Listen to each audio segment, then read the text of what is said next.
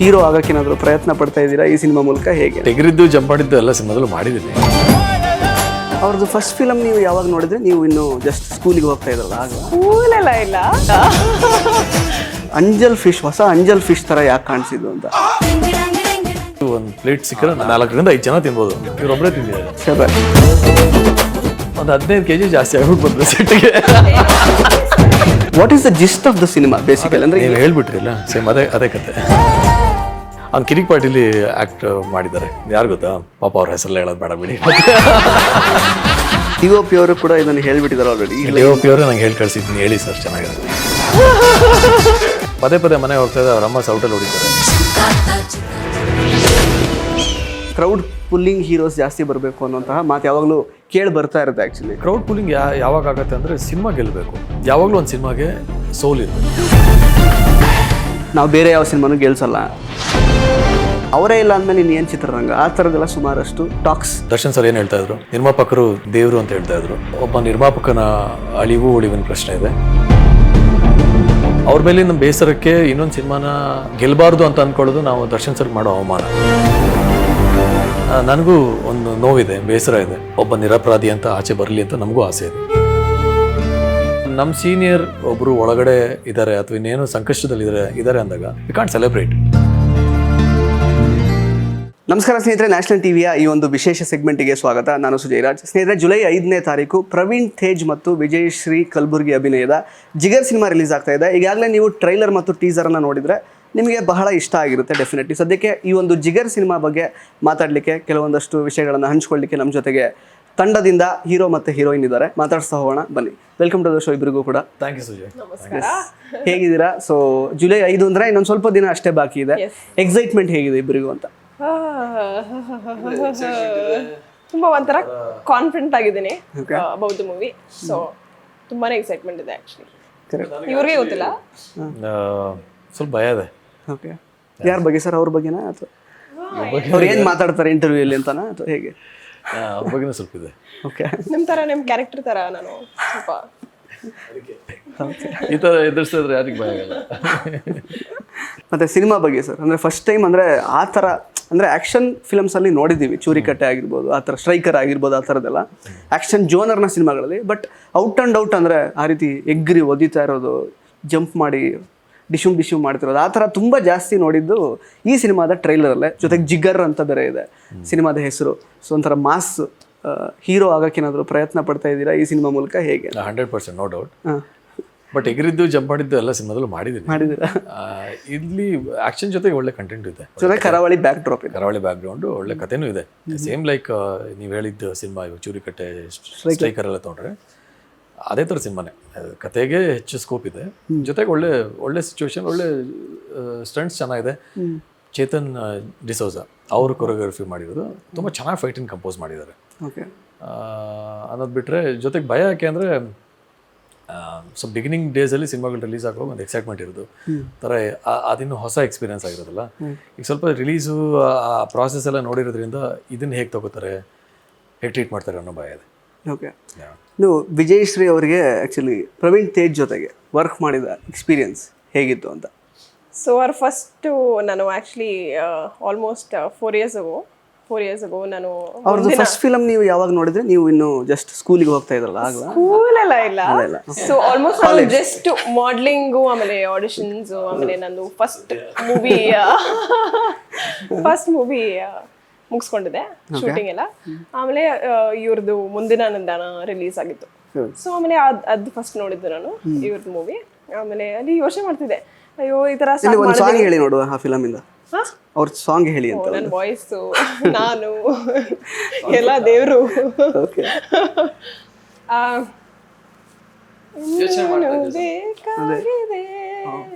ಸಾಕಲ್ಲ? ಪ್ರೂಫ್ ಇದೆಲ್ಲ, ಕನ್ಫರ್ಮ್ ಆಯ್ತು ಈಗ? ಎಸ್, ಕನ್ಫರ್ಮ್ ಆಯ್ತಲ್ಲ. ಸೊ ಅದು ಮೂವಿ ನೋಡಿದೆ ನಾನು. ಸೊ ಅವಾಗ ನಾನು ಯೋಚನೆ ಮಾಡ್ತಿದ್ದೆ, ಒಂದು ಥಾಟ್ ಬಂತು ಮೈಂಡಲ್ಲಿ. So I wish I could act with Praveen also one day ಅಂತ. Like you know, like he was nice cute chocolate boy ಮೂವಿಯಲ್ಲಿ. ಸೊ ಈಗ ಫುಲ್ ಸ್ವಲ್ಪ ಚೇಂಜಸ್ ಆಗಿದೆ. ನೋಡಿ, ಸ್ವಲ್ಪ ನೋಡಿ ಚೇಂಜಸ್. ಫುಲ್ಲು ಈಗ ಫುಲ್ ಫೈಟ್ ಮೋಡಲ್ಲಿ ಕರೆಕ್ಟ್ ನಮ್ಮ ಮೂವಿಯಲ್ಲಿ ಆ ಥರ ಆಗಿದೆ. ತುಂಬಾ ರಗಡ್ ಆಗಿ ಕಾಣಿಸ್ಕೊಳ್ತಿದ್ದಾರೆ. I love this character. ಅಂದ್ರೆ ಭಯ ಆಗ್ತಾ ಇದೆ ನಿಮ್ಗೆ ಅವ್ರ ಜೊತೆ ಕೂತ್ಕೊಂಡಿರೋದು ಈಗ? Full on. ಸ್ವಲ್ಪ ಒಂದ್ ಪಂಚ್ ಕೊಟ್ರೆ ನಾನು ಅಲ್ಲಿ ಇರ್ತೀನಿ ಕೆಳಗಡೆ. ಸೊ ಆ ತರ ಸ್ವಲ್ಪ ಭಯ ಆಗ್ತಿದೆ. ಸೊ ಫಸ್ಟ್ ಆ ಮೂವಿ ನೋಡಿದೆ, ನನಗೆ ತುಂಬಾ ಇಷ್ಟ ಆಯ್ತು. ಲೈಕ್ ಒಂಥರ ಲೈಕ್ ಲವ್ ಸ್ಟೋರೀಸ್ ಎಲ್ಲ ಮಾಡೋದಕ್ಕೆ ಮೂವೀಸ್ ಅಲ್ಲಿ. ಸೊ ಅವಾಗ ಯೋಚನೆ ಲೈಕ್ ಒಂದು ಥಾಟ್ ಬಂತು ನನಗೆ, you know like probably some day you know like ಅಲ್ಲಿ ಗೆಟ್ ಅ ಚಾನ್ಸ್ ಅಂತ ಒಂಥರ ಅನಿಸ್ತು ನನಗೆ. So right after like 2 years I got that opportunity. So I feel happy and ತುಂಬಾ ಕಂಫರ್ಟಬಲ್ ಆಗಿ YONO he's been very patient with me ಅಂತ ಅನ್ಬೋದು ನಾನು. ಲೈಕ್ ನನಗೆ ಯುನೋ ಲೈಕ್ ಟೇಕ್ಸ್ ಒಂಥರ ಎಕ್ಸ್ಟ್ರಾ ಆದರೆ ಎಲ್ಲ he's been very patient, very helpful and ಒಂಥರ ಲೈಕ್ ನನ್ನ ಗುರು ಥರ ಇದ್ರು ಸ್ವಲ್ಪ ಮೂವಿಯಲ್ಲಿ. ಈ ಥರ ಮಾಡು, ಆ ಥರ ಮಾಡು, ಯುನೋ ಲೈಕ್ ಇಂಪ್ರೂವ್ ಮಾಡು, ಆ ಥರ ಲೈಕ್ ಎಲ್ಲ ಹೇಳ್ಕೊಡ್ತಿದ್ರು. ಲೈಕ್ ಯಾ ಸರ್, ಇನ್ನು ವಿಜಯಶ್ರೀ ಕಲಬುರ್ಗಿ ಅವರು basically she's from Kalaburagi, but ತೋರಿಸಿರೋದು ಮಂಗಳೂರು ಹುಡುಗಿ ಅಂತ. ಸೊ ಎಷ್ಟು ಚೆನ್ನಾಗಿ ಒಗ್ಗಿಕೊಂಡ್ರು. ಪ್ಲಸ್ ಅಗೇನ್ ನೀವು ಕೂಡ ಲೈಕ್ ಅಂದರೆ ಈ ಮ್ಯಾಂಗ್ಳೂರಿನ ಬ್ಯಾಕ್ ಡ್ರಾಪ್ ಸಿನಿಮಾದಲ್ಲಿ ಕಾಣಿಸ್ಕೊಳ್ತಾ ಇರೋದು ಅಂದರೆ ಇಷ್ಟರ ಮಟ್ಟಿಗೆ ಅಂದರೆ ಕಂಪ್ಲೀಟ್ ಆಲ್ಮೋಸ್ಟ್ ಲೈಕ್ ಅಂದರೆ 50 days ಏನೋ ಶೂಟ್ ಆಯಿತು ಅಂತ ಹೇಳಿದ್ರು DOP. ಅಂದರೆ ಈ ಥರದ ಬ್ಯಾಕ್ ಡ್ರಾಪಲ್ಲಿ ಕಾಣಿಸ್ಕೊಂಡಿರೋದು ಇದೇ ಫಸ್ಟ್ ಟೈಮ್ ಅಲ್ವ sir? Complete Mangalore back drop. ಹಾಂ, ಇರ್ಬೋದು. ಅಂದರೆ ಇಲ್ಲಿ ಮ್ಯಾಂಗ್ಳೂರ್ ಬ್ಯಾಕ್ಗ್ರೌಂಡ್ ಅನ್ನೋದು ಬಿಟ್ಟರೆ, ಅಂದರೆ ನಾವು ತುಂಬ ಅಲ್ಲಿ ಕಲ್ಚರ್, ಅಲ್ಲಿ ಸ್ಟೋರಿ ಲೈನ್ ತೊಗೊಂಡಿದ್ದು ಬಿಟ್ಟರೆ, ಭಾಷೆ ಎಲ್ಲ ಇಟ್ಸ್ ನ್ಯೂಟ್ರಲ್ ಎಲ್ಲ ಕಡೆ. Okay, cinematic language. ಅಂದರೆ ಸ್ವಲ್ಪ ತುಂಬ ನಾವು ಇವಾಗ ಉಳಿದವರು ಕಂಡಂತೆ ಅಲ್ಲೆಲ್ಲ ನೋಡಿದಾಗ ತುಂಬ ಟಿಪಿಕಲ್, ಅಥವಾ ಕಾಂತಾರ ನೋಡಿದಾಗ ಟಿಪಿಕಲ್ ಕೋಸ್ಟಲ್ ಭಾಷೆನ ಡೆವಲಪ್ ಮಾಡ್ಕೊಂಡಿರಲ್ಲ. ನಾವು ಆ ಥರ ಮಾಡಿಲ್ಲ. ಹಾಗಂತ ಕಂಪ್ಲೀಟಾಗಿ ಬೆಂಗಳೂರು ಭಾಷೆನೂ ನಾವು ಇಟ್ಕೊಂಡಿಲ್ಲ. ನ್ಯೂಟ್ರಲ್, ಎಲ್ರಿಗೂ ಅರ್ಥ ಆಗೋ ಥರದ ಭಾಷೆ ಇದೆ. ಹಾಗಾಗಿ ತುಂಬ ಕಷ್ಟನೂ ಆಗಲಿ. ಇನ್ಫ್ಯಾಕ್ಟ್ ನಾನು ಕೋಸ್ಟಲಲ್ಲಿ ಉಡುಪಿ ಜಿಲ್ಲೆ ಕುಂದಾಪುರ ತಾಲೂಕು ನಾನು ಹುಟ್ಟಿದ್ದು. ಸೊ ನನಗೆ ಆ ಭಾಷೆ ಚೆನ್ನಾಗಿ ಗೊತ್ತು. ಭಾಷೆನೂ ನಾನು ಮಾತಾಡ್ತೀನಿ. ಏನು ನನಗೇನು ಅನಿಸ್ಲಿ, ಡಿಫ್ರೆಂಟ್ ಏನು ಅನಿಸ್ಲಿಲ್ಲ. ಮಂಗಳೂರ್ದು ಅಂತ ಶೂಟಿಂಗ್ ಮಾಡುವಾಗ ಅನಿಸ್ತಾ ಇತ್ತು. ಶೂಟಿಂಗ್ ಅಲ್ಲಿ ಜನ, ಸಮುದ್ರ ಎಲ್ಲ ನೋಡಿದಾಗ. ಅದ್ಬಿಟ್ಟು ಸಿನಿಮಾದಲ್ಲಿ ಅದಕ್ಕೋಸ್ಕರ ಪ್ರಿಪೇರ್ ಆಗಿದ್ದು ಅಂತ ಆ ಥರದ್ದೇನಿಲ್ಲ. ಬಟ್ ಈಗ ಜೀವನಿಗೆ ಆ್ಯಕ್ಚುಲಿ ಇವರನ್ನು ನೋಡುವಾಗ ಅಂಜಲ್ ಫಿಶ್, ಹೊಸ ಅಂಜಲ್ ಫಿಶ್ ಥರ ಯಾಕೆ ಕಾಣಿಸಿದ್ದು ಅಂತ. ನೀವು ನೋಡೋಕೆ ಸ್ವಲ್ಪ ಹಂಗೆ ಇದಲ್ಲ, ಸ್ವಲ್ಪ ಉದ್ದಕ್ಕೆ ಸ್ಲೀಕ್ ಆಗಿ. ಓಕೆ, ಇಲ್ಲ ಇವರು ಇನ್ಫ್ಯಾಕ್ಟ್ ಅದು ಅಂಜಲ್ ಫಿಶ್ ಅನ್ನೋದು ಇವ್ರಿಗೆ ಸೂಟ್ ಆಗುತ್ತೆ. Very compliment. ಮತ್ತು ಫಿಶಲ್ಲಿ ತುಂಬ ನಿಮಗೆ ಗ್ರಿಲ್ ಚಿಕನ್ ಅಲ್ಲ, ಅಂದರೆ ಫಿಶಲ್ಲಿ ತುಂಬ ಪ್ರೋಟೀನು, ನೋಡೋಕ್ಕೂ ಚೆನ್ನಾಗಿರೋ ಒಂಥರ ಹೆಲ್ದಿಯಾಗಿರೋ ಫಿಶ್ ಏನಂದರೆ anjal fish. It's a compliment for you. Okay, ಅದೇ ಕ್ರೆಡಿಟ್ ಡೈಲಾಗ್ ರೈಟ್ರಿ. ನಾನು ಫಿಶ್ ಟ್ರೈ ಮಾಡಿಲ್ಲ ಲೈಫಲ್ಲಿ, ತಿಂದೇ ಇಲ್ಲ. ಸೊ ನಾನು ಬರೀ ಚಿಕನ್ ತಿನ್ನೋದು. Vegetarian, almost vegetarian, but sometimes chicken roast ಮಾತ್ರ ತಿಂದ ಅಭ್ಯಾಸ. ಅದೇ ವೆಜಿಟೇರಿಯನ್ ಆದ್ರು ಮತ್ತೆ ಇವರು ಆಲ್ಮೋಸ್ಟ್ ವೆಜಿಟೇರಿಯನ್. ಅಲ್ಲಿ ಸ್ವಲ್ಪ ಚಿಕನ್ ಗೀ ರೋಸ್ಟ್ ಅಲ್ಲಿ ಕುಂದಾಪುರದಲ್ಲಿ ಚಿಕನ್ ಗೀ ರೋಸ್ಟ್ ಒಂದು ಪ್ಲೇಟ್ ಸಿಕ್ಕರೆ 4 ಜನ ತಿನ್ಬೋದು. ಹಾಂ, 4ರಿಂದ 5 ಜನ ತಿನ್ಬೋದು. ಇವರೊಬ್ಬರೇ ತಿಂದಿದ್ದಾರೆ. ಶಬಾಷ್. ಓಕೆ, ತಿಂದಿಲ್ವಾ ಮತ್ತೆ? ಓಕೆ, ಬರೀ ಚಿಕನ್ ತಿನ್ಬೇಕಾದ್ರೆ ಹಿಂಗೆ ಇದ್ರು. ಶೂಟಿಂಗ್ ಬರ್ಬೇಕಾದ್ರೆ ಲಂಚ್ ಆ್ಯಂಡ್ ಡಿನ್ನರ್ ಮಾಡಿದ್ದು ನಾನು. Breakfast, lunch and dinner. ಆಮೇಲೆ ಇನ್ನೂ ಇತ್ತು ಲೈಕ್ ಸ್ವಲ್ಪ ಚಿಕನ್, ಆಮೇಲೆ ಮಿಕ್ಕಿತ್ತು ಆ್ಯಕ್ಚುಲಿ ಸ್ವಲ್ಪ. ಆಮೇಲೆ ಇವ್ರಿಗೆ ಕೊಡೋಣ, ಅವ್ರಿಗೆ ಕೊಡೋಣ ಅನಿಸ್ತು ನನಗೆ. ಆಮೇಲೆ ಶೂಟಿಂಗ್ ಮಾಡುವಾಗ ನಾನು ಏನಾದರೂ ಘೀ ರೋಸ್ಟ್ ತಿನ್ನೋದನ್ನ ಡೈರೆಕ್ಟರ್ ಆಮೇಲೆ ಶಿವ್ ಸರ್ ಕ್ಯಾಮ್ರಾಮನ್ ಅವರು ನೋಡಿದ್ರೆ, ಸೊ ಅದಕ್ಕೆ ವಾಸ್ ಲೈಕ್ ಅಯ್ಯೋ ಮಿಸ್ ಆಗ್ಬಿಡೋಣ, ಪರವಾಗಿಲ್ಲ. ಬರೀ ಚಿಕನ್ ರೋಸ್ಟ್ ತಿನ್ನುವಂತಹ ವೆಜಿಟೇರಿಯನ್ ನೀವು ಹಾಗಾದ್ರೆ? ಇಲ್ಲ ಇಲ್ಲ ಇಲ್ಲ, ಚಿಕನ್ ತಿಂತೀನಿ, but not every day, Tuesdays. ಇವರು ಚಿಕನ್ ಗೀ ರೋಸ್ಟ್ ಒಂದು ಸ್ಟೋರಿ ಇದೆ. ಓಕೆ, ನಮ್ಮ ಶೂಟಿಂಗಿಗೆ ಬರಬೇಕಾದ್ರೆ ಹಿಂಗೆ ಇದ್ರು. ಚಿಕನ್ ಗೀ ರೋಸ್ಟ್ ಆರ್ಡರ್ ಮಾಡಿದ್ದಾರೆ. ಅದು ನೋಡಿದ್ರೆ ಒಂದು 4-5 ಜನ ಆಗೋಷ್ಟು ಬಂದಿದೆ. ಸೊ ಇವ್ರೇನು ಅನ್ಕೊಂಡ್ರು, ಯಾರಿಗೂ ಹೇಳೋದು ಬೇಡ, ಸೀಕ್ರೆಟ್ ಆಗಿ ಒಂದು ಚಿಕನ್ ಗೀ ರೋಸ್ಟ್ ಬಾರಿಸ್ಬೇಡ ಅನ್ಕೊಂಡ್ರು. ಅದು ನೋಡಿದ್ರೆ ಇಷ್ಟಿದೆ. ಅದನ್ನ ಎಸೆಯೋಕ್ಕೂ ಮನ್ಸಿಲ್ಲ ಅವ್ರಿಗೆ. ಕೂತ್ಕೊಂಡು ತಿಂದಿದ್ದಾರೆ. ನೆಕ್ಸ್ಟ್ ಡೇ ಒಂದು 15 kg ಜಾಸ್ತಿ ಆಗ್ಬಿಟ್ಟು ಬಂದ್ರು ಸೆಟ್ಗೆ. ಸರ್ ಹೇಳಿದ್ರು ನನ್ನ ಪಾತ್ರೆಗೆ ನಾನು ವೇಟ್ ಗೇನ್ ಆಗ್ಬೇಕಂತ. Okay, second half of the character for the depression ಇರುತ್ತಲ್ಲ, ಚೇಂಜಸ್ ಇತ್ತು. So sir ask me to gain little weight for character changes, same ಆಗಿ ಕಾಣಿಸ್ಬಾರ್ದು ಅಂತ ಸ್ವಲ್ಪ ಇತ್ತು. ಸೊ ಅದಕ್ಕೆ ನಾನು ಸ್ವಲ್ಪ ಗೀ ರೋಸ್ಟ್ ಚೆನ್ನಾಗಿ ತಿನ್ಬಿಟ್ಟೆ. ಎಸ್, ಬಟ್ ಫಿಶ್ ಏನು ತಿಂದಿಲ್ಲ? ಫಿಶ್ ನಾನು ತಿನ್ನೋದೇ ಇಲ್ಲ. ನಾನು ಯಾವತ್ತೂ ಸೀ ಫುಡ್ ಟ್ರೈ ಮಾಡಿಲ್ಲ. ಎಸ್, ಎಸ್, ಇನ್ನು ಸಿನಿಮಾದಲ್ಲಿ ಓಕೆ ಜೀವ ಅವ್ರದ್ದು ಮೊದಲು ಅವ್ರ ಕೆಲಸ ಟ್ರೈಲರಲ್ಲಿ ತೋರಿಸಿರೋ ಹಾಗೆ ನೀವೇನೀಗ ವೆಹಿಕಲ್ ಮೇಲೆ ಯಾರು ಲೋನ್ ತೊಗೊಂಡಿರ್ತಾರೆ ಅದನ್ನು ರಿಕವರ್ ಮಾಡುವಂಥ ಕೆಲಸ. ಕರೆಕ್ಟ್. ಸೊ ಅಲ್ಲಿಂದ ಏನೋ ಒಂದು ಚೇಂಜಸ್ ಆಗುತ್ತೆ. ಬಟ್ ನನಗೆ ಜಸ್ಟ್ ಅನಿಸಿದ್ದು ಎಲ್ಲೋ ಒಂದು ಕಡೆ ಯಾವುದೋ ಒಂದು ಸಣ್ಣ ಒಂದು ಇನ್ಸಿಡೆಂಟಿಂದ ನಿಮ್ಮ ಒಂದು ಲೈಫ್ ಸ್ಟೈಲೇ ಚೇಂಜ್ ಆಗುವಂಥದ್ದು ಆ ಥರದ್ದೆಲ್ಲ. ಸೊ ಯಾರೋ ನಿಮ್ಮ ಗೆಳೆಯರು ರಾಮು ಅನ್ನೋಂಥ ಗೆಳೆಯ ಸತ್ತೋಗ್ತಾರೆ, ಆ ಥರದ್ದೆಲ್ಲ ಅಷ್ಟು ತೋರಿಸಿದ್ದಾರೆ ಟ್ರೈಲರಲ್ಲಿ, ಗೊತ್ತಿಲ್ಲ. ಮತ್ತೆ ನೀವು ಕರಾವಳಿಗೆ ಹೋಗುವಾಗ ಇವ್ರು ಸಿಗೋದು ಅಂಜಲ್ ಮೀನು, ಆ ಥರದ್ದೆಲ್ಲ. ಸೊ ಅಂದರೆ ultimately what is the gist of the cinema basically, ಅಂದರೆ ಏನು ಹೇಳೋಕೆ ಹೊರಟಿರೋದು? Your almost right. ಅಂದರೆ ಅವನು ಲೋನ್ ಕಲೆಕ್ಟ್ ಅಂದರೆ ಲೋನ್ ರಿಕವರಿ ಕೆಲಸ ಮಾಡ್ತಿರ್ತಾನೆ, ಜೊತೆಗೆ ಅವನು ವಾಪಸ್ಸು ಅವನ ಊರಿಗೆ ಹೋಗ್ತಾನೆ, ಅಲ್ಲೊಂದೇನೋ ನಡೆಯುತ್ತೆ, ಅಲ್ಲಿಂದ ಸಿನಿಮಾ ಹೊಸ ತಿರುವು ತಗೊಳುತ್ತೆ ಅನ್ನೋದು ಅಲ್ಲಿವರೆಗೂ ನಿಜ. ಓಕೆ. ಬಟ್ ಸಿನಿಮಾ ಟ್ರೇಲರ್ನ ಸ್ವಲ್ಪ ಇಂಟ್ರೆಸ್ಟಿಂಗ್ ಇರಲಿ ಅಂತ ಸ್ವಲ್ಪ ಬೇರೆ ಥರ ಇದೆ, ಸಿನಿಮಾನೇ ಸ್ವಲ್ಪ ಬೇರೆ ಥರ ಇದೆ. ಓಕೆ. ಆಲ್ಮೋಸ್ಟ್ ಒಂದು 50% ಏನು ಸಿನಿಮಾ, ಒಂದು ಟ್ರೇಲರ್ಲಿ ಒಂದು ಸಣ್ಣ ಕತೆ ಇದೆ,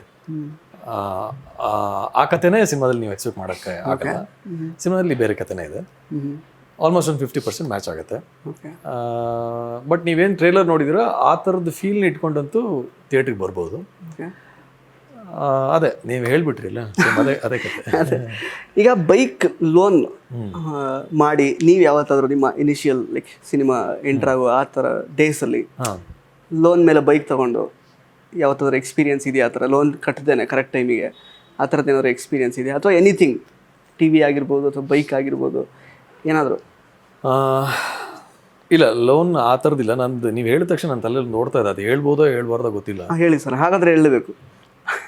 ಬಟ್ ತುಂಬ ಕಾಂಪ್ಲಿಕೇಟೆಡ್ ಸ್ಟೋರಿ. ಓಕೆ. ಹೌದು.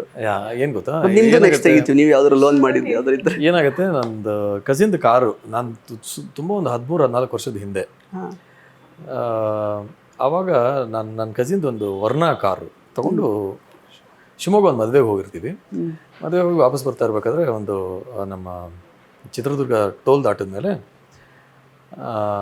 ಅಲ್ಲಿಂದ ಸ್ವಲ್ಪ ಸ್ಪೀಡು ಜಾಸ್ತಿ ಆಗುತ್ತೆ, ಹುಡುಗರೆಲ್ಲ ಫ್ರೆಂಡ್ಸ್ ಎಲ್ಲ ಇರ್ತೀವಿ, ಇನ್ನು ಆ ವಯಸ್ಸಲ್ಲಿ ಗೊತ್ತಲ್ಲ, ಇನ್ನೇನು ಬೆಂಗಳೂರು ರೀಚ್ ಆಗ್ಬಿಟ್ವಿ ಅನ್ನೋ ಫೀಲಲ್ಲಿ ಬಿಯರ್ ಕುಡಿಯೋಣ ಅಂತ ಪ್ಲ್ಯಾನ್ ಆಗಿ ಸ್ವಲ್ಪ ಬರ್ತಿರ್ಬೇಕಾದ್ರೆ ಗೊತ್ತಲ್ಲ, ಬಿಯರ್ ಕುಡಿದ್ಮೇಲೆ ನಮ್ಮ ಕ್ವಾಲಿಟಿ ಆಫ್ ಡ್ರೈವಿಂಗ್ ಕಡಿಮೆ ಆಗುತ್ತೆ. ಒಂದು ಕಡೆ ನಾನು ಆಕ್ಸಿಡೆಂಟ್ ಮಾಡಿಬಿಡ್ತೀನಿ. ಆಕ್ಸಿಡೆಂಟ್ ಮಾಡಿ ಫುಲ್ಲು ಮೇಜರ್ ಆಕ್ಸಿಡೆಂಟು, ಗಾಡಿ ಇಷ್ಟು ಹಾಫ್ ಆಗಿಬಿಡುತ್ತೆ ವರ್ಣ. ಸೊ ಹಂಗೂ ಹಿಂಗೂ ಟೋ ಮಾಡಿಸ್ಕೊಂಡು ಬೆಂಗಳೂರಿಗೆ ಬರ್ತೀವಿ. ಬೆಂಗಳೂರು ಬಂದಮೇಲೆ ಗೊತ್ತಾಗುತ್ತೆ ಅದು ಇನ್ಶೂರೆನ್ಸ್ ಇಲ್ಲ ಅಂತ. ಓಕೆ. ಅವಾಗ ನಾವಿನ್ನೂ ನಾವಿನ್ನೂ ಆ್ಯಕ್ಟಿಂಗ್ ಪ್ರೊಫೆಷನ್ ಇರಬೇಕಾದ್ರೆ ಸ್ಟ್ರಗ್ಲಿಂಗು ಒಂದು 7-8 ಲಕ್ಷ ಆಗುತ್ತೆ ಅಂತ ಅವಾಗ, ಅಥವಾ 5-6 ಲಕ್ಷ ಸಮಥಿಂಗ್. ಅಷ್ಟು ದುಡ್ಡು ನನ್ನ ಹತ್ರ ಇವಾಗ ಹೊಂದ್ಸೋಕ್ಕಾಗಲ್ಲ. ನನ್ನ ಕಸಿನ್ ಕಾರ್ ಬೇರೆ, ಅವ್ರಿಗೆ ವಾಪಸ್ ಕೊಡೋ ಮುಂಚೆ ನಾನು ಸುಮ್ಮನೆ ಕೇಳ್ತೀನಿ ನನ್ನ ಕಸಿನ್ಗೆ, ಬಾವ ಹಿಂಗಿದೆ, ಸ್ವಲ್ಪ ಟಚ್ ಆಗಿದೆ, ಅದೇ ಇನ್ಶೂರೆನ್ಸ್ದು ಒಂದು ಸ್ವಲ್ಪ ಕಾಪಿ ಕಳಿಸಿದ್ರೆ ನಾನು ರೆಡಿ ಮಾಡಿ ಕಳಿಸ್ತೀನಿ. ಇನ್ಶೂರೆನ್ಸ್ ಕಳಿಸ್ತೀನಿ ಅಂತಾರೆ. ಚೆಕ್ ಮಾಡ್ಬಿಟ್ಟು, ಇಲ್ಲ ಕಣ ಒಂದು ವಾರ ಆಯ್ತು ಇನ್ಶೂರೆನ್ಸ್ ಆಗ್ಬಿಟ್ಟಿದೆ, ಪರವಾಗಿಲ್ಲ ನೀವು ಕಳಿಸಿ, ನಾನು ಮಾಡ್ಕೋತೀನಿ ಅಂತಾರೆ. ಓಕೆ. ಇದು ನೋಡಿದ್ರೆ 6-7 ಲಕ್ಷ ಆಗಿದೆ, ನೋಡಿದ್ರೆ ಗಾಬರಿ ಆಗ್ಬಿಡ್ತಾರೆ ಅವರು. ಸೊ ಇನ್ಶೂರೆನ್ಸ್ ಬೇರೆ ಇಲ್ಲ, ಏನು ಮಾಡಲಿ ಇವಾಗ ಅಂತ ಹೇಳ್ಬಿಟ್ಟು ನನ್ನ ಫ್ರೆಂಡ್ ಒಬ್ಬ ಇದ್ದ, ಅವನಿಗೆ ಹೇಳಿದೆ, ಹಿಂಗಿದೆ ಒಂದು ವಾರ ಆಗಿದೆ ಇನ್ಶೂರೆನ್ಸ್ ಲ್ಯಾಪ್ಸ್ ಆಗಿ, ಬಟ್ ಗಾಡಿ ಲ್ಯಾಪ್ಸ್ ಆಗಿದೆ, ಏನು ಮಾಡ್ಬೋದು, ಆಗೋದೇ ಇಲ್ಲ. ಸೊ ನಾನು ಇವಾಗ ನನ್ನ ಫ್ರೆಂಡ್ ಇನ್ನೊಬ್ಬ ಇದ್ದ, ಅವನ ಹತ್ರ ಕಾರ್ಗಳನ್ನು ತಗೊಳ್ಳೋ ಒಂದು ಏಜೆನ್ಸಿ, ನಮಗೊಂದು ವರ್ಣ ಬೇಕು, ಬ್ರೌನ್ ಕಲರ್ ವರ್ಣ ಅಂತ ಅವ್ನಿಗೆ ಹೇಳ್ತಾ ಇದ್ದ. ಅವನು ಎಲ್ಲ ತರಿಸ್ತಾ ಇದ್ದ, ಮ್ಯಾಚ್ ಆಗ್ತಿರ್ಲಿಲ್ಲ, ಏನೋ ಮಿಸ್ ಆಗ್ತಾಯಿತ್ತು. ಫೈನಲಿ ಒಂದು ಕಾರ್ ಸಿಕ್ತು. ಓಕೆ. ಟೆಸ್ಟ್ ಡ್ರೈವ್ ಹೋಗಿ ಬರ್ತೀನಿ ಅಂತ ತೊಗೊಂಡೋದೆ. ಆಲ್ರೆಡಿ ನಂದು ಇದು ನಂಬರ್ ಪ್ಲೇಟ್ ಹಾಕ್ಸಿದ್ದೆ, ಮಾಡಿ ಇಟ್ಕೊಂಡಿದ್ದೆ. ಹೋಗಿ ಟೆಸ್ಟ್ ಡ್ರೈವ್ ಮಾಡ್ಕೊಂಡು ಹೋಗಿ ಅಲ್ಲಿ ಹೋಗಿ ನಂಬರ್ ಪ್ಲೇಟ್ ಚೇಂಜ್ ಮಾಡಿ ಒಂದೆಲ್ಲ ಫೋಟೋ ತೆಕ್ಕೊಂಡೆ ಬಾಡಿದು. ಆ ಆಕ್ಸಿಡೆಂಟ್ ಆಗಿ ಚೆಸ್ಸಿ ಫೋಟೋ ನಂಬರ್ ತೆಕ್ಕೊಂಡು ಎಲ್ಲ ಫೋಟೋಸ್ ರೆಡಿ ಮಾಡ್ಕೊಂಡು ಅವನಿಗೆ ವಾಟ್ಸಪ್ ಮಾಡಿದೆ. ಅವಾಗ ನಾನು ಊರಲ್ಲಿದ್ದೀನಿ, ನನಗೆ ಆನ್ ದ ವೇ ಬರ್ತಾ ಇದ್ದೀನಿ, ನನಗೆ ಪೊಲೀಸ್ ಹಿಡಿದ್ರೆ ಕಷ್ಟ, ನನಗೆ ಅರ್ಜೆಂಟಾಗಿ ಇನ್ಶೂರೆನ್ಸ್ ಬೇಕು, ನೀನು ಸರ್ವೆ ಮಾಡಿದ್ದೀನಿ ಅಂತ ಇದಿಷ್ಟು ಫೋಟೋನ ಇಟ್ಕೊಂಡು ನಾನು ಇನ್ಶೂರೆನ್ಸ್ ಮಾಡಿಕೊಡ್ಬೇಕು ಅಂತ. ಅವನೆಲ್ಲ ಫೋಟೋಸ್ ಎಲ್ಲ ಇಟ್ಕೊಂಡು ಇನ್ಶೂರೆನ್ಸ್ ಮಾಡಿಕೊಟ್ಟ. ಆ ಇನ್ಶೂರೆನ್ಸ್ ಆದಮೇಲೆ, ಆ ಇನ್ಶೂರೆನ್ಸ್ ಆದ ತಕ್ಷಣ ಮತ್ತೆ ನಾವು ಇನ್ಶೂರೆನ್ಸ್ ಕ್ಲೈಮ್ ಮಾಡಿದ್ರೆ ಮತ್ತೆ ಸಿಕ್ಕಾಕೊಂಡ್ರೆ ಕಷ್ಟ ಅಲ್ಲ. ಒಂದು ತಿಂಗಳು ಗಾಡಿನ ಎಲ್ಲೋ ಒಂದು ಕಡೆ ಇಟ್ಟು, ಆಮೇಲೆ ಒಂದು ತಿಂಗಳಾದಮೇಲೆ ಇನ್ಶೂರೆನ್ಸ್ ಕ್ಲೈಮ್ ಮಾಡಿ 5-6 ಲಕ್ಷ ಬಂತು. 5-6 ಲಕ್ಷ ಬಂತಲ್ಲ, ಆಬ್ವಿಯಸ್ಲಿ ಕ್ಲೈಮ್ ಮಾಡಿದ್ದೆ. That's one story. ಇದು ಬಹುಶಃ ನೋಡಿದ್ರೆ ಫ್ರೆಂಡ್ ಇನ್ಶೂರೆನ್ಸ್ ಈಗೇನು ಮಾಡೋಕ್ಕಾಗಲ್ಲ ಅಂತ ಹೇಳಿದೆ. ಇನ್ಶೂರೆನ್ಸ್ ಮಾಡಿರೋನು ಅವ್ನು ಕಿರಿಕ್ ಪಾರ್ಟಿಲಿ ಆ್ಯಕ್ಟ್ ಮಾಡಿದ್ದಾರೆ. ಯಾರು ಗೊತ್ತಾ? ಪಾಪ ಅವ್ರ ಹೆಸರೆಲ್ಲ ಹೇಳೋದು ಬೇಡ. ಕಿರಿಕ್ ಪಾರ್ಟಿಲಿ ಯಾರು ನೋಡ್ಬೇಕು ನಾವೀಗ?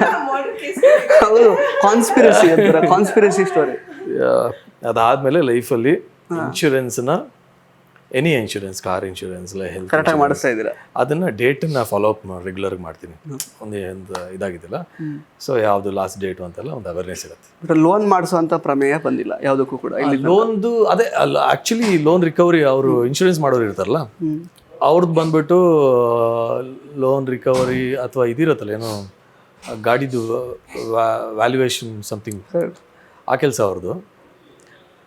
ಅವನು ನನಗೆ ನೆನಪಾದ. ಆಮೇಲೆ ಮತ್ತು ಇನ್ನೊಂದೇನಂದ್ರೆ ಈ ಸಿನಿಮಾದಲ್ಲಿ ನಮಗೆ ಲೋನ್ ಯಾರೋ ಫೋನ್ ಮಾಡ್ತಿರ್ತಾರೆ, ನಮಗೆ ನಮ್ಮ ಪರ್ಸ್ಪೆಕ್ಟಿವ್ ಯಾವಾಗಲೂ ಇರುತ್ತೆ, ಅವ್ರ ಪರ್ಸ್ಪೆಕ್ಟಿವ್ಲಿ ಲೋನ್ ರಿಕವರಿ ಅವ್ರ ಪರ್ಸ್ಪೆಕ್ಟಿವ್ ತುಂಬ ಕಡಿಮೆ. ಇಲ್ಲಿ ಅದು ತುಂಬಾ ಫನಿ ಆಗಿದೆ, ಫನಿ ಆಗಿದೆ. ಮತ್ತೆ ಕೆಲವರಿಗೆ ಬೈತಾ ಇದ್ದಾರೆ ಆಕ್ಚುಲಿ ಫೌಲ್ ಲ್ಯಾಂಗ್ವೇಜ್ ಅಲ್ಲ. ಅಂದ್ರೆ ಕೆಲವೊಮ್ಮೆ ಏನಾಗುತ್ತೆ, ಯಾರೋ ರೌಡಿಗಳಿಗೆ ಕೊಟ್ಟಿರ್ತಾರೆ ಲೋನ್, ಅಲ್ಲೋಗಿ ರಿಕವರಿ ಮಾಡೋದು ಕಷ್ಟ. ಇನ್ಯಾರೋ ಒಬ್ಬ ಇಸ್ಕೊಂಡಿರ್ತಾನೆ, ಅವ್ನ ಮನೇಲೇ ಇರಲ್ಲ, ಯಾವಾಗ್ಲೂ ಪದೇ ಪದೇ ಮನೆಗೆ ಹೋಗ್ತಾ ಇದ್ದಾರೆ, ಅವ್ರ ಅಮ್ಮ ಸೌಟಲ್ಲಿ ಹೊಡಿತಾರೆ. ಆ ಥರದ ಸ್ಟೋರಿ, ಫನ್ ಸ್ಟೋರೀಸ್ ಎಲ್ಲ. ಕರೆಕ್ಟ್. ವಿಜಯ್ ಶ್ರೀ ಅವರಿಗೆ ಈ ಥರದ್ದು ಏನಾದ್ರು ಎಕ್ಸ್ಪೀರಿಯನ್ಸ್ ಆಗಿದೆಯಾ? ಫಸ್ಟ್ ನಾನು ಸೈಕಲ್ ಕಲ್ತ್ಕೊಂಡು ವಾಪಸ್ ಬರ್ತೀನಿ, ಆಮೇಲೆ ಫ್ಯೂಚರ್ ಅಲ್ಲಿ ನಿಮಗೆ ಫುಲ್ ಸ್ಟೋರೀಸ್ ಹೇಳ್ತೀನಿ. ಸೈಕಲೇ ಬರಲ್ವಾ ಅವ್ರಿಗೆ ಓಡಿಸೋದಕ್ಕೆ? ತುಂಬಾ ಪ್ಯಾಂಪರ್. ಅಂದ್ರೆ ಕಾರ್ ಯಾವುದು ಡ್ರೈವ್ ಮಾಡಕ್ಕೆ ಯಾವುದು ಬರಲ್ಲ?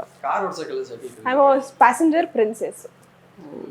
ಅಲ್ಲ, ನೀವು ಬೈಕ್ ಓಡಿಸೋ ಸೈಕಲ್ ಕಲಿಬೇಕು, ಕಾರ್ ಓಡಿಸೋಕೆ ಪರವಾಗಿಲ್ಲ, ಕಲಿಬೋದು, ತುಂಬ ಮನ್ಸಿಗೆ ತಗೋಬೇಡಿ. ಬಟ್ ಫ್ಯೂಚರಲ್ಲೂ ಕಾರ್ ಕಲಿಬೋದು, ಅದಕ್ಕೆ ಸ್ಟ್ರೇಟ್ ಹೋಗಕ್ಕೆ ಬರುತ್ತೆ, ಲೆಫ್ಟ್ ರೈಟ್ ತಗೊಳಕ್ಕೆ ಕಲಿಬೋದು ರೀ, ಅದನ್ನೆಲ್ಲ ಕಲಿಬೇಕು. ಇನ್ಶೂರೆನ್ಸ್ ಮಾಡಿಸಿ. ಇನ್ಶೂರೆನ್ಸ್ ಮಾಡಿಸ್ಕೊಳ್ಳೇಬೇಕು ನಾನು. ಇವಾಗ ನೀವು ಹೀರೋಯಿನ್ ಅರ್ಥ ಆಗುತ್ತೆ ನಿಮ್ಗೆ, ಯಾರಾದ್ರೂ ಫ್ಯೂಚರ್ ಡ್ರೈವರ್ ಕಾರ್ ಓಡಿಸೋ ಸೀನ್ ಡ್ರಾಪ್ ಇರುತ್ತೆ ಅಟ್ಲೀಸ್ಟ್. ಅಲ್ಲ, ಫಿಲಮ್ ಅಲ್ಲಿ ಕಾರ್ ಓಡಿಸೋ ಸೀನ್ ಎಲ್ಲ ಇದ್ರೆ, ಫಿಲಮ್ ಅಲ್ಲಿ ಕಾರ್ ಓಡಿಸೋ ಸೀನ್ ಇಲ್ಲ. ಅಲ್ಲ ಇದ್ರೆ ನೆಕ್ಸ್ಟ್ ಮುಂದೆ ಏನಾದ್ರು ಕಾರ್ ಓಡಿಸೋ ಸೀನ್ ಇದ್ರೆ 100% ಹೋಗ್ತೀನಿ ಕಲಿಯೋಕ್ಕೆ. ಐ ಹ್ಯಾವ್ ನೋ ಆಪ್ಷನ್, ನಾನು ಕಲೀಲೇಬೇಕು, ಮಾಡ್ತೀನಿ, ಮಾಡಬೇಕು, ಸೀನ್ ಮಾಡ್ತೀನಿ ಅಷ್ಟೇ. ಯಾವಾಗಲೂ ಸೀನ್ಗಿರೋಸ್ಕರ ಕಲಿಯೋದಲ್ಲ, ಕಲ್ತ್ಕೊಂಡು ರೆಡಿ ಇರಬೇಕು, ಅವಾಗ ಸೀನ್ ಕಂಪೋಸ್ ಮಾಡ್ತಾರೆ. ಕರೆಕ್ಟ್. ಟೀಚಿಂಗ್ಸ್. Okay sir. ನೋಡಿ, ನಾನು ನೆನ್ನೆ ಆ್ಯಕ್ಚುಲಿ ಆಟೋ ಓಡಿಸಿದೆ ನಾನು. ಹೌದಾ? ಅಂದರೆ ನನಗೆ ಅದನ್ನು ಕಲ್ತಿದ್ದಲ್ಲ, ಇಟ್ಸ್ ಈಸಿ. ಬಜಾಜ್ ಚೇತಕ್ ಓಡಿಸ್ದಂಗೆ ಅದು ಇನ್ನೂ ಈಸಿನೇ, 3 ವೀಲರ್. ಇನ್ನೂ ಈಸಿ, ಅದಕ್ಕೇನು ಕಲಿಬೇಕಾಗಿಲ್ಲ. ಓಕೆ, ನೆಕ್ಸ್ಟ್ ಟೈಮ್ ಆಟೋನು ಕಲ್ತ್ಕೊಂಡು ಬರ್ತೀನಿ, ಫಾಸ್ಟ್ ರೈಡಿಂಗ್ ಕೂಡ. Next film auto driver, lady auto driver, ಅದ್ರ ಮೇಲೆ based on real life incident. Just like ಇದ್ರ ಥರನೇ, ಜಿಗರ್ ಫಿಲಮ್ ಥರನೇ ಇದು ರಿಯಲ್ ಲೈಫ್ ಇನ್ಸಿಡೆಂಟ್ ಮೇಲೇ ಬೇಸ್ ಆಗಿರೋ ಸಿನಿಮಾ ಸ್ಟೋರಿನ. ಇದು ಆ್ಯಕ್ಚುಲಿ ಅಂದರೆ ನಮ್ಮ ಡೈರೆಕ್ಟರ್ದು, ಜನರಲಿ ಡೈರೆಕ್ಟರ್ಗಳದ್ದು ಸ್ಟೋರಿ ಇರುತ್ತೆ ಎಲ್ಲ ಸಿನಿಮಾದಲ್ಲೂ. ಇನ್ಫ್ಯಾಕ್ಟ್ ಫಸ್ಟ್ ಫಿಲ್ಮ್ ಯಾವತ್ತು ಅವರ ಡೈರೆಕ್ಟರ್ದು ರಿಯಲ್ ಸ್ಟೋರಿನ ಇದು. ಅಂದರೆ ಒಂದು screen play, cinematic screen play ಇರುತ್ತೆ. ನಿಮಗೊಂದು ಹೊಸ ಥಾಟ್ ಬೇಕಲ್ಲ, ಎಲ್ಲಿಂದ ಸಿಗುತ್ತೆ? ನಿಮ್ಮ ಪರ್ಸನಲ್ ಎಕ್ಸ್ಪೀರಿಯನ್ಸ್ ಏನೇನು ತರಬೇಕಲ್ಲ, ಆ ಥರ ಯಾವುದೋ ಒಂದು ಹೊಸ ಥಾಟ್ ಸಿಕ್ಕಾಗ ಅದನ್ನು ಡೆವಲಪ್ ಮಾಡಿರೋದು ಸಿನಿಮ್ಯಾಟಿಕ್ ಆಗಿ, ಅದು ಸ್ಕ್ರೀನ್ ಪ್ಲೇ ಆಗಿರುತ್ತೆ. ಸೊ ಇದು ಕೋರ್ ಐಡಿಯಾ ಬಂದು ಅವ್ರ ಪರ್ಸನಲ್ ಲೈಫಲ್ಲಿ ನೋಡಿರೋ ಐಡಿಯಾ. ಇವಾಗ ನಾವು ಜಾಸ್ತಿ ಟ್ರೈಲರ್ ಅಥವಾ ಟೀಸರಲ್ಲಿ ಹೀರೋಯಿನ್ ಅವ್ರನ್ನ ತುಂಬ ನೋಡಿಲ್ಲ, ಒಂದು ಸಾಂಗಲ್ಲಿ ನೋಡಿದ್ವಿ. ಆಫ್ಕೋರ್ಸ್ ಸಂಜೀತ್ ಹೆಗ್ಡೆ ಹಾಡಿರೋದು ತುಂಬ ಚೆನ್ನಾಗಿದೆ. ಅಂದರೆ ಮೀಟಿ ರೋಲ್ ಇದೆಯಾ ನಿಮಗೆ? ಅಂದರೆ ಜಸ್ಟ್ ಈಗ ಆಲ್ಮೋಸ್ಟ್ ಇದು ನೋಡುವಾಗ ಇವರ ಮತ್ತು ಯಶ್ ಶೆಟ್ಟಿ ಅವ್ರ ಮಧ್ಯೆ ಕಾನ್ಫ್ಲಿಕ್ಟ್ಸ್ ಇರುತ್ತೆ, ಅಥವಾ ಅವರ ಜೀವ, ಇಟ್ಸ್ ಅಬೌಟ್ ಜೀವಾಸ್ ಲೈಫ್, ಆ ಥರ ಇದೆ ಆಲ್ಮೋಸ್ಟ್.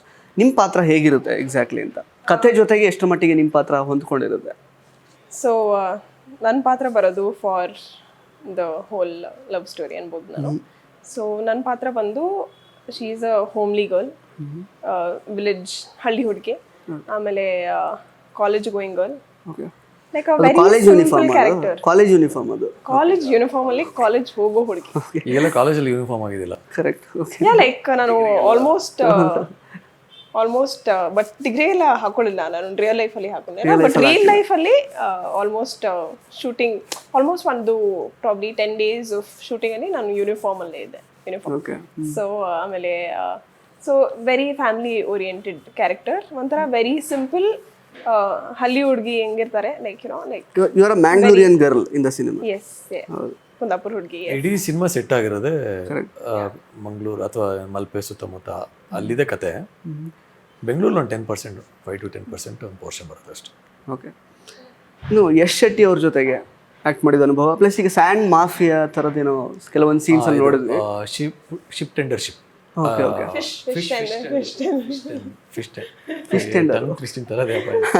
Fish tendership. ಬಟ್ ಏನು ಸಂಬಂಧ ಆ್ಯಕ್ಚುಲಿ ಒಬ್ಬ loan like vehicle loan collect ಮಾಡೋ ಒಬ್ಬ ಕಲೆಕ್ಷನ್ ಏಜೆಂಟ್ಗೂ ಇದಕ್ಕೂ ಏನು ಸಂಬಂಧ, ಅವ್ರ ಮೂವಿ ಯಾವ ರೀತಿ ಅಂತ? ಅಫ್ಕೋರ್ಸ್ ಅದು ನೋಡ್ತೀವಿ. ಅಂದರೆ ಬೇಸಿಕ್ಕಾಗಿ ಹೇಳ್ಬೇಕಂದ್ರೆ ಬೆಂಗಳೂರಲ್ಲಿ ಇರ್ತಾನೆ, ಆ ಕೆಲಸ ಮಾಡ್ತಿರ್ತಾನೆ. ಫಾರ್ ಒನ್ ಸ್ಟ್ರಾಂಗ್ ರೀಸನ್ ಅವ್ನ ಊರಿಗೆ ಹೋಗ್ಬೇಕಾಗ, ಅಂದರೆ ಅವನು ಹುಟ್ಟು ಬೆಳೆದ ಊರು ಬಂದು ಮಲ್ಪೆ ಅಥವಾ ಮಲ್ಪೆ ಆಗಿರುತ್ತೆ. ವಾಪಸ್ ಹೋದಾಗ ಅಲ್ಲಿಂದ ಸಿನಿಮಾ ಹೊಸ ತಿರುವು ತಗೊಳುತ್ತೆ. That's the whole idea. ಈ ಸಿನಿಮಾ ಬೇಸಿಕಲಿ ಲವ್ ಸ್ಟೋರಿ, ಜೊತೆಗೆ ಅದು ಸೆಟ್ ಆಗಿರೋದು ಫಿಶ್ ಟೆಂಡರ್ಶಿಪ್ಪು, ಅಲ್ಲಿ ಕಾನ್ಫ್ಲಿಕ್ಟು ಸಿನಿಮಾದಲ್ಲಿ ಇರುತ್ತಲ್ಲ. ಒಂದು ಹುಡುಗಿನ ಹೋಗಿ ಸೇರ್ಬೇಕಂದ್ರೆ ಎಷ್ಟೆಲ್ಲ ಸಮಸ್ಯೆಗಳಿರುತ್ತೆ, ಅಥವಾ ಏನೇನು ಡಿಫಿಕಲ್ಟೀಸ್. ಅಷ್ಟು ಕಾಂಪ್ಲಿಕೇಟೆಡ್ ಹುಡುಗಿನೇ ಅವರು ಹೇಗೆ ಅಂತ? ಹುಡುಗಿ ಸಿಂಪಲ್ಲು, ಬಟ್ ಹುಡುಗಿನ ರೀಚ್ ಆಗೋದಕ್ಕೆ ಮಧ್ಯದಲ್ಲಿ ತುಂಬ ಕಾಂಪ್ಲಿಕೇಶನ್ಸ್ ಇದೆ. ಮಿಡ್ಲ್ ಕ್ಲಾಸಲ್ಲಿ ಏನಿರುತ್ತೆ, ಒಂದು ಹುಡುಗಿನ ಕೊಡಬೇಕಾದ್ರೆ ಫ್ಯಾಮಿಲಿ ನೋಡ್ತಾರೆ, ಹುಡುಗನ್ ನೋಡ್ತಾರೆ, ಸೆಟಲ್ಡ್ ಹುಡುಗನ ಬ್ಯಾಕ್ಗ್ರೌಂಡ್ ನೋಡ್ತಾರೆ, ಎಲ್ಲ ನೋಡ್ತಾರಲ್ಲ. ಇದು ಇಲ್ಲೇ ಸಮಸ್ಯೆ. ಇಲ್ಲಿ ಈ ಸಿನಿಮಾದಲ್ಲಿ ಇದೇ ಸಮಸ್ಯೆ. ಅಂದರೆ ಹುಡುಗಿ ಅಪ್ಪ ಅಮ್ಮಂಗೆ ನಾನು ಹುಡುಗಿಗೆ ಫಿಟ್ಟ ಅನ್ನೋದೇ ಒಂದು ಪ್ರಶ್ನೆ. ಅಂದರೆ ಆ ಊರಿಗೆ ಅಥವಾ ಅಲ್ಲಿ ಮಾಫಿಯಾಗೆ ಐ ಆಮ್ ಎಲಿಜಿಬಲ್, ಬಟ್ ಮದುವೆ ಆಗೋದಕ್ಕೆ ಐ ಆಮ್ ನಾಟ್. ಆ ಥರ ಸಾಮಾನ್ಯವಾಗಿ ಸಿನಿಮಾದಲ್ಲಿ ಹಂಗೆ ಇರುತ್ತಲ್ಲ. ಹೌದು, ಹೀರೋ ಆಗಿರ್ತಾನೆ ಅವನು, ಬಟ್ ಹೀರೋಯಿನ್ ಅಪ್ಪ ಅಮ್ಮಂಗೆ ಮಾತ್ರ ಅವ್ನು ವಿಲನ್ ಆಗಿರ್ತಾನೆ ಆಲ್ವೇಸ್. ಇನ್ಫ್ಯಾಕ್ಟ್ ಇನ್ನು ಈ ಫೈಟ್ ಸೀಕ್ವೆನ್ಸಸ್ ಎಲ್ಲ ನೋಡುವಾಗ ಅಂದರೆ ನಾನು ಹೇಳಿದಾಗಲೇ, ಅಂದರೆ ತುಂಬ ಎವಿಡೆಂಟ್ ಆಗಿ, ಅಂದರೆ ಕೆಲವೊಂದಷ್ಟು ಸ್ಟೈಲೈಸ್ಡ್ ಫೈಟ್ ಸೀಕ್ವೆನ್ಸಸ್ ಕಾಣಿಸ್ಕೊಂಡಿದ್ದೀರಿ, ಇಲ್ಲ ಅಂತಲ್ಲ. ಇದರಲ್ಲಿ ಅಂದರೆ ಫಿಸಿಕಲಿ ನೀವೇ ಈಗ ಪಲ್ಟಿ ಹೊಡೆದಿದ್ದಾಗಲಿ ಆಗಿರ್ಬೋದು, ಆ ಥರದನ್ನ ತುಂಬ ನೀವು ಪ್ರಯತ್ನ ಪಟ್ಟಿದ್ದೀರಾ, ವರ್ಕ್ ಮಾಡಿದ್ದೀರಾ ಅಂತ ಅನ್ನೋದು ಕಾಣುತ್ತೆ ತುಂಬ ಚೆನ್ನಾಗಿ ಸಿನಿಮಾದಲ್ಲಿ. ಅಂದರೆ ಅದು ಎಷ್ಟು ಮಟ್ಟಿಗೆ ಅಗತ್ಯ ಇತ್ತು ಈ ಒಂದು ಕಥೆಗೆ ಅಂತ? ಇಲ್ಲ, ಅಂದರೆ ನಮ್ಮ ಚೇತನ್ ಡಿಸೋಜ್ ಅವರು ಕೊರಿಯೋಗ್ರಾಫ್ ಮಾಡೋಕ್ಕೆ ಬಂದಾಗ ನಾವು ಸುಮ್ಮನೆ ಒಂದು ಅವರ ಪ್ರಾಕ್ಟೀಸ್ ಸೆಷನ್ ಇತ್ತಲ್ಲ, ಅವಾಗ ಹೋದಾಗ ಏನಾದರೂ ಹೊಸದಾಗೇನೋ ಟ್ರೈ ಮಾಡೋಣ sir.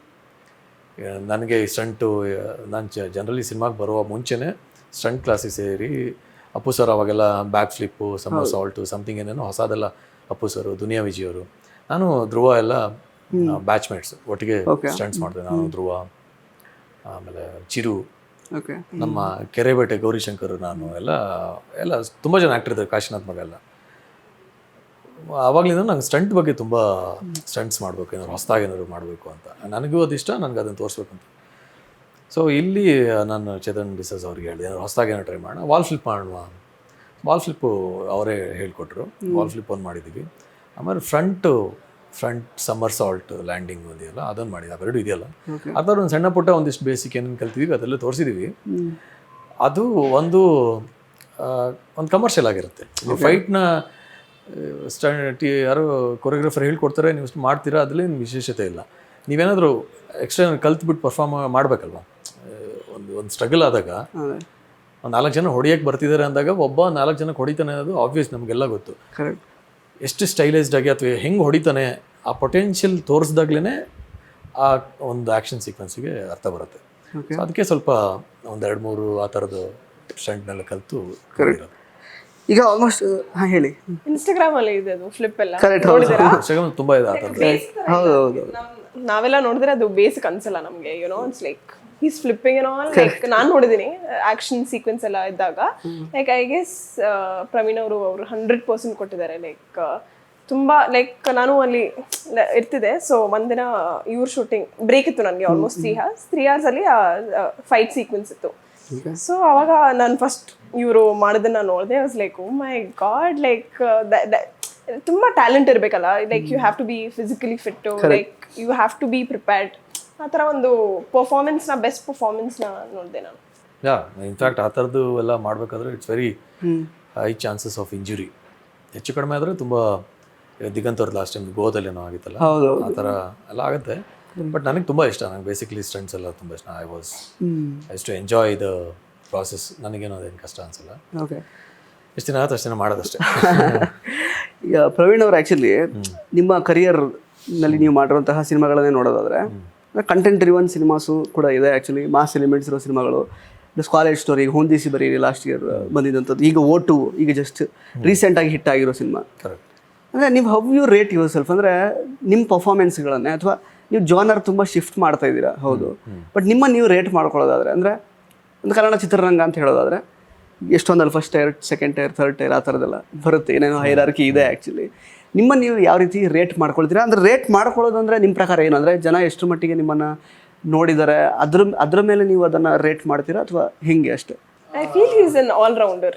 Okay. Like he fits into ತುಂಬಾ ಲೈಕ್ ಎಲ್ಲ ಕ್ಯಾರೆಕ್ಟರ್ನ ಫಿಟ್ ಆಗೋಕೆ ತುಂಬಾ ಕಷ್ಟ ಆಗುತ್ತೆ. ಯುನೋ ಲೈಕ್ ಆಕ್ಷನ್ ಅಲ್ಲಿ ಇದ್ರೆ ಬರೀ ಆಕ್ಷನ್ ಮಾಸ್ಗೆ ಸೂಟ್ ಆಗ್ತಾರೆ, ಕಮರ್ಷಿಯಲ್ ಮೂವೀಸ್ಗೆ ಸೂಟ್ ಆಗ್ತಾರೆ. ಆಮೇಲೆ ಯುನೋ ಲೈಕ್ ಇವರು ಐ ಗೆಸ್ ಪಾತ್ರ ಲೈಕ್ ರೋಲ್ಸ್ನ ಆರಾಮಾಗಿ ಚೇಂಜ್ ಮಾಡಿ ಹಿ ಕ್ಯಾನ್ ನೇಲ್ ಇಟ್ ಅನ್ಸುತ್ತೆ. Like my is versatile basically. That's ya versatile. Like commercially ಮಾತಾಡೋದಾದ್ರೆ ದೆರ್ ಈಸ್ ಟೈರ್ 1 2 3 4 5 ಅನ್ನೆಲ್ಲ ಇದೆಯಲ್ಲ, ಅಲ್ಲಿ ಟೈರ್ ಏನಾದ್ರು ಯಾವ ಟೈರಲ್ಲಿ ಇದೀನೋ ಅಲ್ಲಿಂದ ಸ್ವಲ್ಪ ಮೇಲ್ ಬರಬೇಕು ಅಂತ ಒಂದು ಆಸೆ ಇದೆ. ಯಾಕಂದರೆ ಕಮರ್ಷಿಯಲಿ ನಾವು ಪ್ರೂವ್ ಮಾಡಿದಾಗ್ಲೇ ನಮಗೆ ಸಿನಿಮಾಗೆ ಸ್ಕೇಲ್ ದೊಡ್ಡದಾಗೋದು, ಅಥವಾ ಇಟ್ಸ್ ಬೇಸಿಕಲಿ ನಾವು ಮಾಡ್ತಿರೋದು ವ್ಯಾಪಾರ, ಬಿಸ್ನೆಸ್.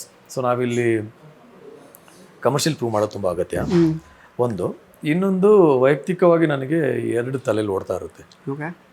ಒಂದು ಸಿನಿಮಾನ ಸೂಪರ್ ಹಿಟ್ ಮಾಡಬೇಕು, ಸಿನಿಮಾಗೆ ಬೇಕಾಗಿರೋ ಎಲ್ಲ ಎಲಿಮೆಂಟ್ಸ್ನೂ ಕೊಡಬೇಕು ಅನ್ನೋದ್ರ ಜೊತೆಗೆ ಇನ್ನೊಂದು ಆಡಿಯನ್ಸ್ ಎಲ್ಲಿದ್ದಾರೆ, ಅವ್ರೇನು ಎಕ್ಸ್ಪೆಕ್ಟ್ ಮಾಡ್ತಾ ಇದ್ದಾರೆ, ಅವ್ರಿಗೇನು ಕೊಡಬೇಕು ಅಂತ. ಸೊ ನನಗೆ ತುಂಬ ಡಾನ್ಸ್ ಮಾಡಬೇಕು, ಆ್ಯಕ್ಷನ್ ಸೀಕ್ವೆನ್ಸ್ ಮಾಡಬೇಕು, ಕಮರ್ಷಿಯಲ್ ಹೀರೋ ಆಗಬೇಕು ಅನ್ನೋದ್ರ ಜೊತೆಗೆ ಈಗ ಒಂದು ಶಿಫ್ಟ್ ಆಗ್ತಾ ಇದೆಯಲ್ಲ ಓ ಟಿ ಟಿ ಅಥವಾ ಅಲ್ಲೊಂದು ಆಡಿಯನ್ಸ್ ಸೆಕ್ಟರ್ ಇದೆ. ಸೊ ಅವರು ಕೂಡ ಇವಾಗ ತುಂಬ ಜನ ಇಲ್ಲಿ 3 ಥರದ ಆಡಿಯನ್ಸ್ ಇದ್ದಾರೆ. ಒಂದು ಓ ಟಿ ಟಿ ಮನೇಲೇ ಸಬ್ಸ್ಕ್ರಿಪ್ಷನ್ ಮಾಡಿಕೊಂಡು ನೋಡೋವಂಥವ್ರು, ಅವ್ರು ಹೆಚ್ಚು ಥಿಯೇಟ್ರಿಗೆ ಬರೋಲ್ಲ, ಯಾಕಂದರೆ ಅವ್ರು ನೋಡೋ ಬ್ಯಾಂಕಿಂಗೆಲ್ಲ ಒಂದು 10 ಸಿನಿಮಾ ಇರುತ್ತೆ. ಇನ್ನು ಟಿ ವಿ ಮುಂದೆ ಕೂರೋರು ಅವ್ರಿಗೂ ತುಂಬ ಎಂಟರ್ಟೈನ್ಮೆಂಟ್ ಸಿಗ್ತಾ ಇದೆ, ಅವ್ರಿಗೂ ಅದನ್ನು ಬಿಟ್ಟು ಥಿಯೇಟ್ರಿಗೆ ಬರೋ ಅಷ್ಟು ಇಲ್ಲ. ಇನ್ನೊಂದು ಥಿಯೇಟ್ರಿಗೆ ಬರೋ ಆಡಿಯನ್ಸ್ ಇದ್ದಾರೆ, ಅವರು ಥಿಯೇಟ್ರಲ್ಲೇ ನಮ್ಮನ್ನು ಫಾಲೋ ಅಪ್ ಮಾಡಿ ಥಿಯೇಟ್ರಿಗೆ ಬರೋ ಆಡಿಯನ್ಸ್. ಆ ಆಡಿಯನ್ಸು ನನಗೆ ತುಂಬ ಇಂಪಾರ್ಟೆಂಟು. ಜೊತೆಗೆ ಇವಾಗ ಏನು ಸಿನಿಮಾ ಓ ಟಿ ಟಿ ಅಥವಾ ಇನ್ನೊಂದು ಅಲ್ಲಿ ಕೇಳೋ ಕಂಟೆಂಟ್ ಬೇರೆ. ಸೊ ಎರಡನ್ನೂ ಇವಾಗ ನಾನು ಕತೆ ಕೇಳುವಾಗ ಓಕೆ ಇದು ಎಲ್ಲಿ ವರ್ಕ್ ಆಗುತ್ತೆ, ಇದು ಎಲ್ಲಿ ಆ ಥರದ್ದು ಒಂದು ಬ್ಯಾಲೆನ್ಸ್ ಇದೆ. ಯಾ ಅಂದರೆ ಹೀರೋಸ್ ಜಾಸ್ತಿ ಬರಬೇಕು, ಅಂದರೆ ಕ್ರೌಡ್ ಪುಲ್ಲಿಂಗ್ ಹೀರೋಸ್ ಜಾಸ್ತಿ ಬರಬೇಕು ಅನ್ನೋ ಮಾತು ಯಾವಾಗಲೂ ಕೇಳಿ ಬರ್ತಾ ಇರುತ್ತೆ ಆ್ಯಕ್ಚುಲಿ. ಸೊ ಅದರ ಕಡೆಗೆ ನಿಮ್ಮ ಪ್ರಯತ್ನ ಅಂದರೆ ಎಷ್ಟು ಮಟ್ಟಿಗೆ ಇದೆ? ಕ್ರೌಡ್ ಪುಲ್ಲಿಂಗ್ ಯಾವಾಗ ಆಗುತ್ತೆ ಅಂದರೆ ಸಿನಿಮಾ ಗೆಲ್ಲಬೇಕು. ಸಿನಿಮಾ ಗೆದ್ದಾಗ ಪಾತ್ರ ಅವ್ರಿಗೆ ಕನೆಕ್ಟ್ ಆದಾಗ ಆಟೋಮೆಟಿಕಲಿ ಅವ್ರಿಗೊಂದು ಆ ಕ್ಯಾರೆಕ್ಟರ್ನ ಆ ಹೀರೋನ ಮತ್ತೆ ನೋಡಬೇಕು ಅಂತ ಅನ್ಸುತ್ತಲ್ಲ, ಸಿನಿಮಾ ರಿಲೀಸ್ ಆಗ್ತಿದ್ದಂಗೆ ಬಂದು ನೋಡೋ ಅಂತ ಒಂದು ಆಗುತ್ತಲ್ಲ, ಅದೇ ನನ್ನ ಪ್ರಕಾರ ಕ್ರೌಡ್ ಪುಲ್ಲಿಂಗ್. ಸೊ ಅದೇ ಪ್ರಯತ್ನ ಆಗುತ್ತೆ, ಸಿನಿಮಾ ಗೆದ್ದರೆ ಎಲ್ಲೂ ಆಗುತ್ತೆ. ಇನ್ನು ವಿಜೇಶ್ ಅವ್ರಿಗೆ ಈ ಪರ್ಟಿಕ್ಯುಲರ್ ಸಿನಿಮಾದಲ್ಲಿ ನೀವೀಗ ಡಬ್ಬಿಂಗ್ ಟೈಮಲ್ಲೆಲ್ಲ ನೋಡಿರ್ತೀರಾ, ನಿಮಗೆ ಆಸ್ ಎನ್ ಆಡಿಯನ್ಸ್ ಈ ಸಿನಿಮಾ ನೋಡಿದಾಗ ತುಂಬ ಅಂದರೆ ಫಸ್ಟ್ ಟೈಮ್ ಏನೋ ನೋಡ್ತಾ ಇದ್ದೀನಿ ನಾನು ಈ ಥರದ್ದು, ಇಲ್ಲಿ ತನಕ ನೋಡಲೇ ಇಲ್ಲ ಅನ್ಸೋಂಥ ಸೀಕ್ವೆನ್ಸ್ ಅಥವಾ ಸೀನ್ ಯಾವ್ದಾದ್ರು ಇದೆಯಾ ನಿಮಗೆ ಅನ್ಸಿರೋದು ಅಂತ? ಎಸ್ ಇದೆ, ತುಂಬಾ ಸೀನ್ಸ್ ಇದೆ ಆ ಥರ. ಎಕ್ಸ್ಪ್ಲೇನ್ ಮಾಡೋಕ್ಕಾಗಲ್ಲ ಯಾವ ಸೀನ್ ಅಂತ ಎಲ್ಲ. ಸೊ ಬಿಕಾಸ್ ಪರ್ಮಿಷನ್ ಇಲ್ಲ ನನಗೆ. ಸೊ ನೀವು ಮೂವಿ ನೋಡಬೇಕು, ಆಮೇಲೆ ಗೊತ್ತಾಗುತ್ತೆ. ಪ್ಲಸ್ ಇದು ಐ ಫೀಲ್ ಲೈಕ್ ನಮ್ಮ ಸಾಂಗ್ಸ್ ತುಂಬ ಡಿಫ್ರೆಂಟ್ ಆಗಿದೆ.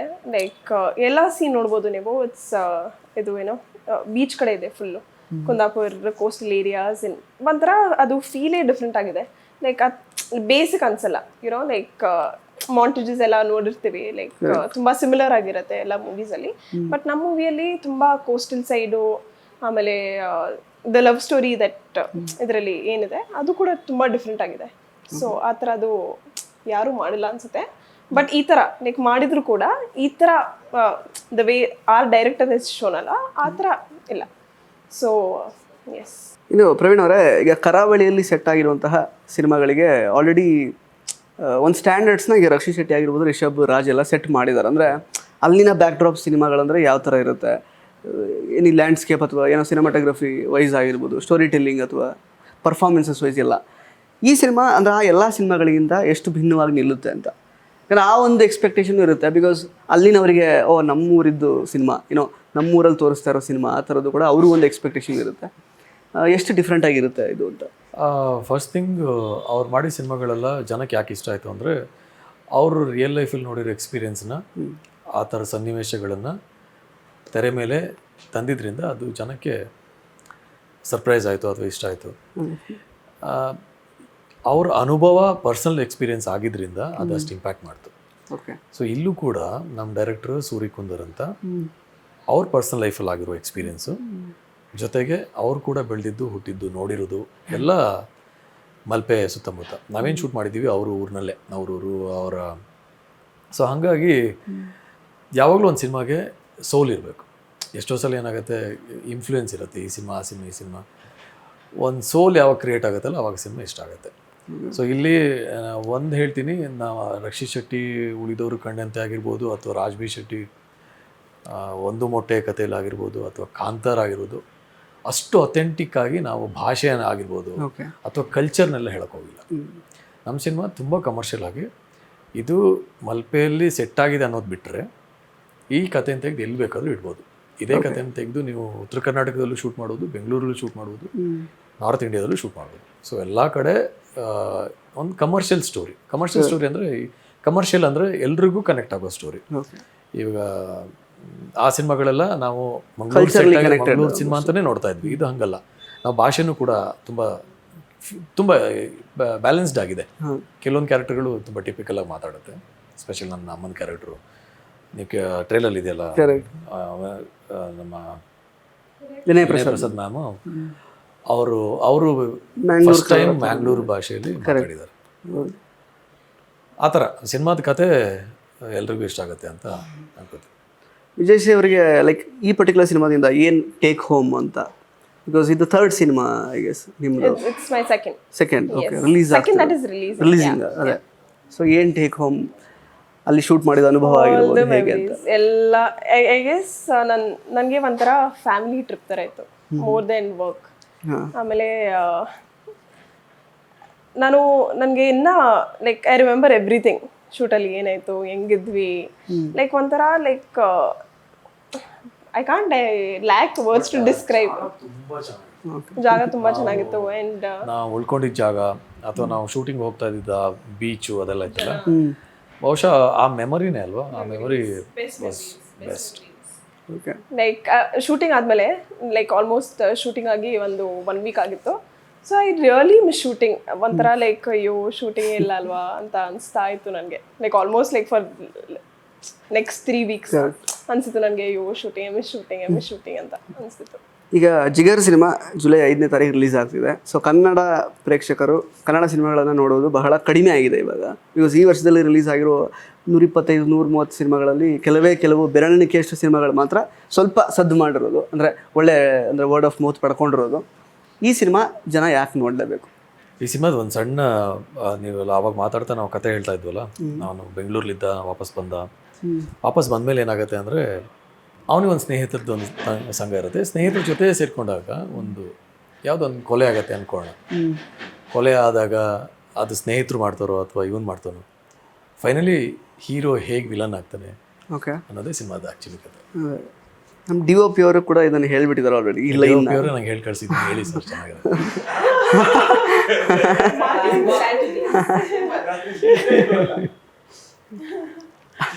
DOP ನಮ್ಗೆ ನೀವು ಮುಗಿಸ್ ಬಂದ ತಕ್ಷಣ ಹಿಂಗೆ ಹೇಳಿದೆ ಸರ್, ಓಕೆ ಮಾತಾಡ್ತಿದ್ರೆ ನೋಡಲ್ಲ, ಹಿಂಗೆ ಹೇಳಿ ಅಂದ್ರು, ಮುಗಿತಲ್ಲ. ಸೊ ನಾರ್ಮಲ್ ಆಗಿ ಇದ್ದಿದ್ದ ವ್ಯಕ್ತಿ ಯಾವ ಥರ ವಿಲನ್ ಆಗ್ತಾನೆ ಅಂತ ಆಗೋದ್ರೆ, ಒಬ್ಬ ಹೀರೋ ಸ್ನೇಹಿತರಿಂದ ಹೇಗೆ ವಿಲನ್ ಆಗ್ತಾನೆ ಅನ್ನೋದೇ ಸಿನಿಮಾದ ಹೋಲ್ ಕತೆ.